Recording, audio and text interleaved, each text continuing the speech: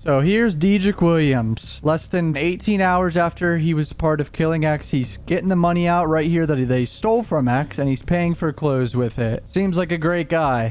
The trial for the 3 men that killed X continues, and we got to see a lot of new evidence. We get witness testimony from the detectives. We see a lot of new pictures and new information about how they got DNA and all this other stuff. A lot of it's really sad because it's just talking about how they had to take pictures of X after in the hospital and all that, and get DNA swabs under his fingernails. So this is a worker at the bike shop. He was there. He's just giving his witness testimony of what happened to X. Over Mr. Osprey holding the rifle gun, whatever it was. The other gentleman also reaching, and then I heard the gunshots. Okay, thank you. How many gunshots did you hear? I think I heard 3.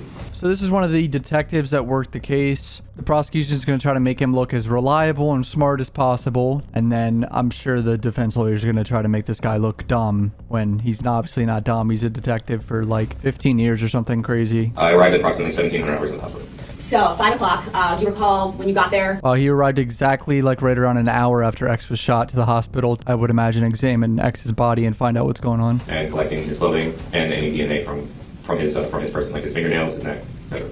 I first observed the victim lying on the hospital gurney. Was he clothed? No. Was there any white sheet over him? Yes. And did you begin to start documenting him as is? Correct. Did you clean him up in any way while you're documenting him at the hospital? No. He had injuries on his neck. Okay. And can you describe in this photo what we're looking at here? This is the back of his left shoulder. He had a gunshot wound to the neck and the shoulder area. So she's currently showing the detective photos that he took himself of X's body with the bullet wounds in them, and she's showing the jury right now. Very briefly, she accidentally shows a picture of X, but I'm going to skip over that just out of respect because that's pretty unfortunate that was shown. She's trying to show the jury how graphic of a death X had. It's all very, very heartbreaking, honestly. That's what she's trying to do. She's trying to show the jury, yo, these 3 guys over here did this to the victim. Is it safe to say that there was blood all over the victim's neck? Yes. Again, are we seeing blood? Yes. There's a lot of blood on the victim's neck. I'm literally getting like an uneasy feeling. Lightheaded a little bit, bro. I still can't believe this man is gone and it's been 5 years. The victim's red shorts.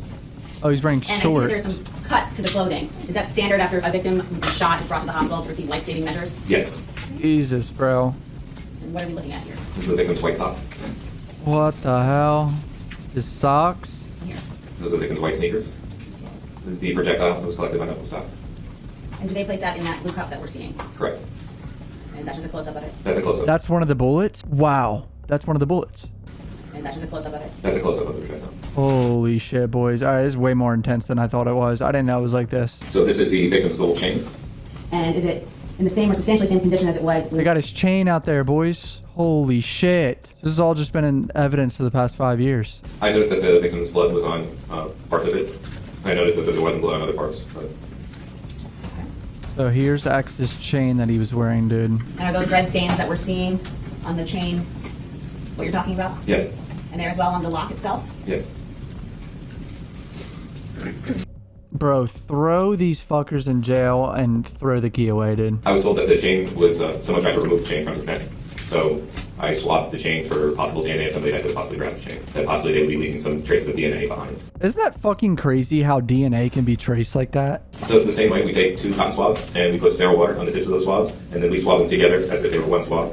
And then after we swab that certain area of the necklace or the neck and the fingernails, we place them into those boxes. They then get submitted to the lab for analysis. Were you made aware of why you were being asked to fingerprint Scott on that day?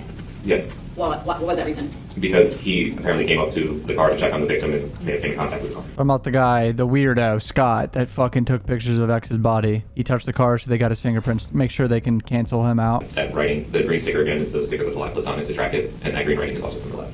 So he swabbed the gunman's mouth. So he's just talking about how he swabbed Michael Wright's mouth on July 5th. The guy who shot X. Bro got a plate on the floor.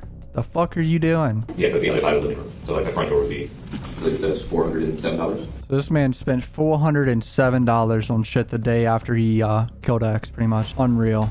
Did you collect this bag, this blue with white polka dots bag? Yes. It contained a black neoprene mask, a black cloth mask, 6 Aguila. So in Dedrick's book bag and his car were the masks they use. So again, this is when we first opened the blue and red Jordan bag, and those are the masks as they were found. And did you also document photographing the masks as well? Correct. There were bullets in this man's fucking book bag too, dude.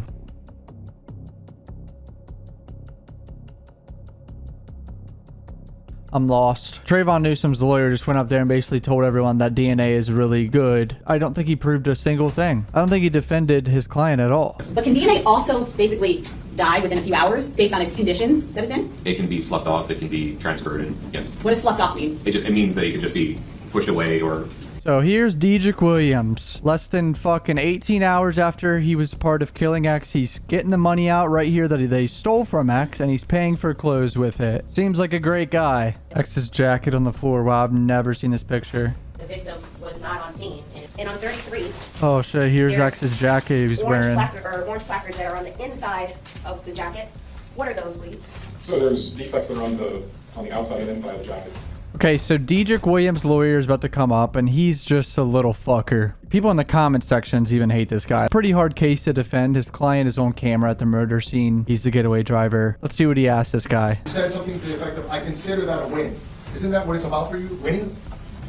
It's about collecting evidence, getting it tested, and when we get results, whether they be from a suspect, whether they exclude, if I'm getting results back, that's going to be a win, sure. Basically trying to say he can't say the word when he's investigating a case, getting results. If you were to be successful and convict my client, that you would consider this a win.